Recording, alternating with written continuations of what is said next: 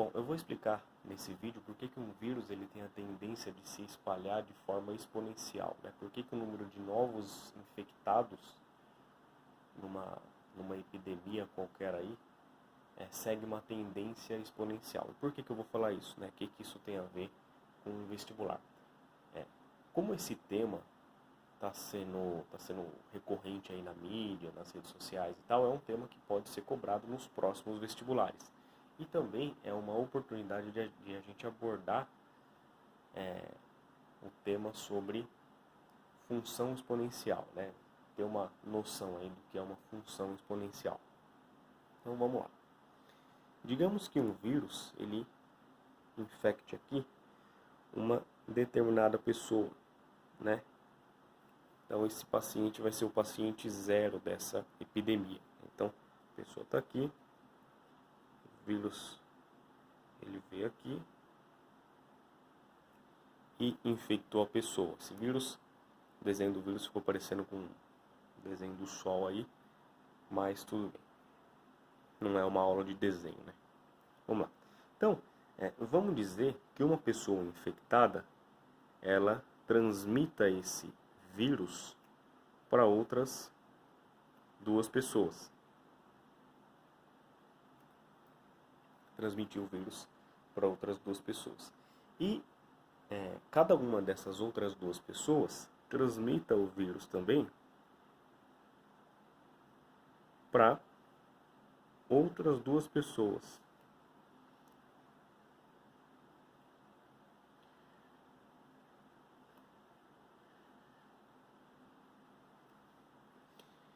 Então, aqui a gente já começa a observar o surgimento de um padrão exponencial. Por quê? Vamos dizer que aqui é o número de novos infectados no dia 1, no dia 0, vamos dizer, fica mais fácil depois. Aqui os novos infectados no dia 1 e aqui os novos infectados no dia 2. Então, nesse contexto aqui, se eu chamar de N o número de novos infectados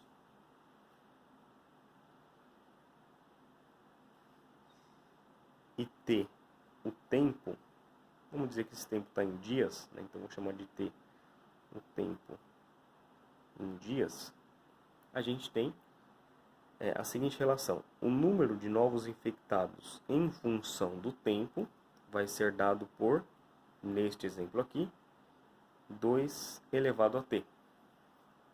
Né? Então, como que vai ser? No dia 0, o número de novos infectados no dia 0 vai ser 2 elevado a 0, que é 1. Que é o que a gente tem aqui nessa representação. No dia 1, vai ser 2 elevado a 1, que é 2. No dia 2, vai ser 2 elevado a 2, que é 4, e assim por diante. Então, o número de novos infectados segue uma tendência exponencial por causa disso. Cada pessoa vai apresentar o mesmo padrão de contágio, né? Então, como que vai ficar o gráfico do número de novos infectados em função do tempo?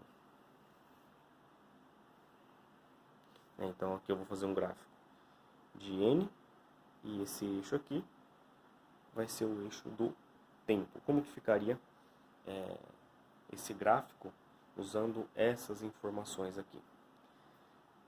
Então, no dia 0 eu vou ter um infectado, no dia 1 eu vou ter 2 infectados,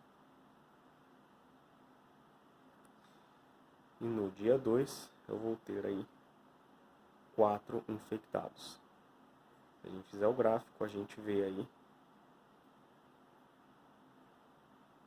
aqui, né? Se a gente fizer o gráfico, a gente vê aí o surgimento de um padrão exponencial. Então vai ser uma coisa mais ou menos assim. Se eu continuar esse gráfico, o aumento ele vai ser maior ainda, né? A linha do gráfico ela vai ficando cada vez mais inclinada. Mas por que então que